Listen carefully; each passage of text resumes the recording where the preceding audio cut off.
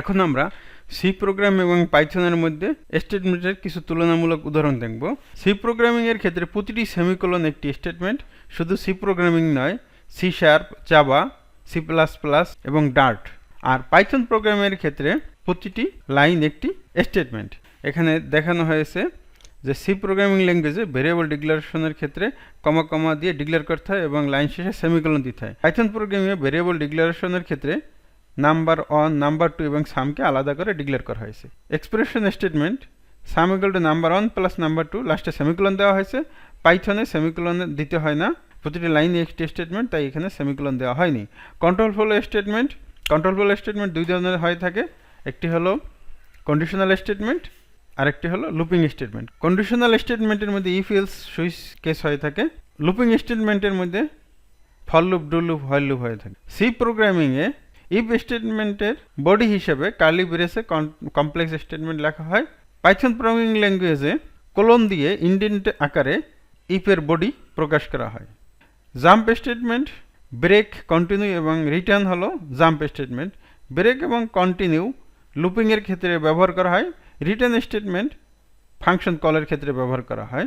এখানে আপনি দেখতে পাচ্ছেন if I equal to 5, I এর মান 5 হলে এই লুপটি ব্রেক করবে। সি প্রোগ্রামিং এবং পাইথন প্রোগ্রামের উদাহরণ উভয় ক্ষেত্রেই একই কাজ করবে।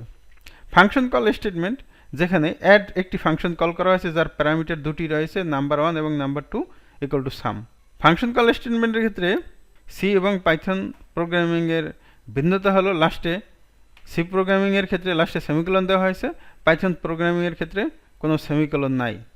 আর প্রিন্ট এফের ক্ষেত্রে ফরম্যাট স্পেসিফায়ার ডাটা টাইপ হিসেবে %d ব্যবহার করা হয়েছে, কিন্তু পাইথনের ক্ষেত্রে ফরম্যাট স্পেসিফায়ার ব্যবহার করতে হয় না, সরাসরি কমা দিয়ে ভেরিয়েবল লিখে দিলেই হয়ে যায়। তো আমরা একটা কনক্লুশনে আসতে পারি, স্টেটমেন্টের নেচার অনুসারে স্টেটমেন্টকে মেইনলি দুই ভাগে ভাগ করা যেতে পারে। একটা হলো সিম্পল স্টেটমেন্ট, আরেকটি হলো কম্পাউন্ড স্টেটমেন্ট। সিম্পল স্টেটমেন্ট আমি যে একটু আগে বলেছিলাম যে একটি সেমিকোলন মানেই হলো একটি স্টেটমেন্ট, কথা ঠিক আছে, কিন্তু একটি সেমিকোলন মানে একটি স্টেটমেন্ট, এটা শুধুমাত্র সিম্পল স্টেটমেন্টের ক্ষেত্রেই প্রযোজ্য। তাহলে কম্পাউন্ড স্টেটমেন্ট কোনগুলো? এই যে একটু আগে আমি আলোচনা করলাম কন্ট্রোল ফ্লো স্টেটমেন্ট।